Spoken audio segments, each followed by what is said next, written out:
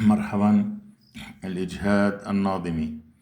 مثال واحد: الإطار مقطعه 25 ضرب 20 سنتيمتر، المبين بالشكل واحد، المطلوب حساب ورسم مخطط ما يلي: واحد، الإجهاد الناظمي وبين نوعه. اثنين، الإجهاد الناظمي بالانعطاف وتحقق من المتانة، حيث الإجهاد الحد 2 كيلو نيوتن على السنتيمتر مربع.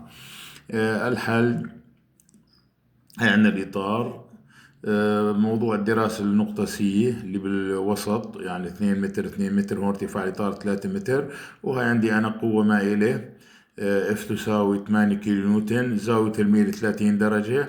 هي أنا حللتها لمركبتين، مركبة الأفقية سميتها اف اكس، والمركبة الشاقولية سميتها اف واي، وهي مركبات ردود الفعل في المسند A وفي المسند B حسب شكل الاستناد. هاي هو الشكل واحد اللي هو الإطار، وسي هاي هي موضوع الدراسة. طبعا احنا هون حسبنا ردود الأفعال من شروط علم السكون.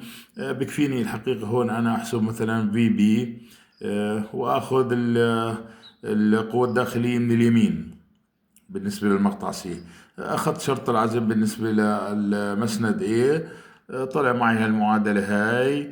طبعا بحلها طلع معي الجواب مركبة رد الفعل في المسند بي ناقصة 3.25 كيلو نيوتن.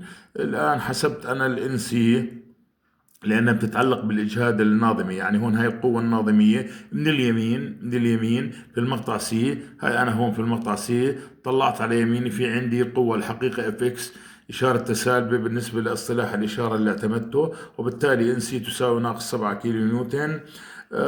كذلك حسبت العزم ام سي من اليمين، يعني لبساطة الحل هاي هي هون وقفت هون طلعت على يميني، ما عندي غير الاف بي، هاي يعني مركبة رد الفعل عم بتدور بالشكل هذا حول سي وتبعد عن سي 2 متر. اذا الام سي هي 2 ضرب في بي، طبعا بالتبديل طلع معي ناقص 6.5 كيلو نيوتن متر.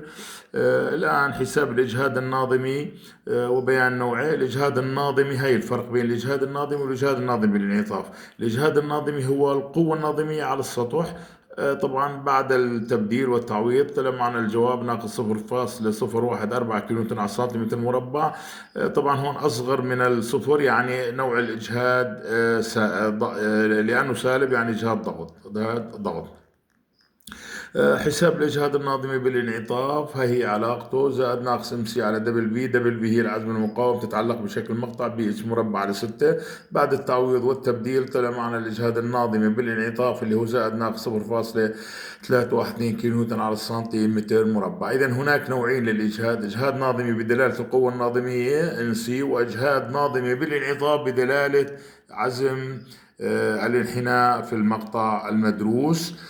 طبعا شرط المتانة انه لازم يكون الاجهاد الناظمي بالانعطاف اللي حسبته اصغر من الاجهاد الحدي. انا شايف انه الشرط محقق، انه الجواب يكون اصغر من الاثنين اللي اعطيته بنص المسألة والمقطع متين. مخططي الاجهاد الناظمي، هاي مخططي الاجهاد الناظمي، هاي هو المقطع، هاي هون مخطط الاجهاد الناظمي فقط، يعني على اليسار حملنا القيمة السالبة ورسمنا هذا هو مخطط الإجهاد الناظمي في المقطع سي.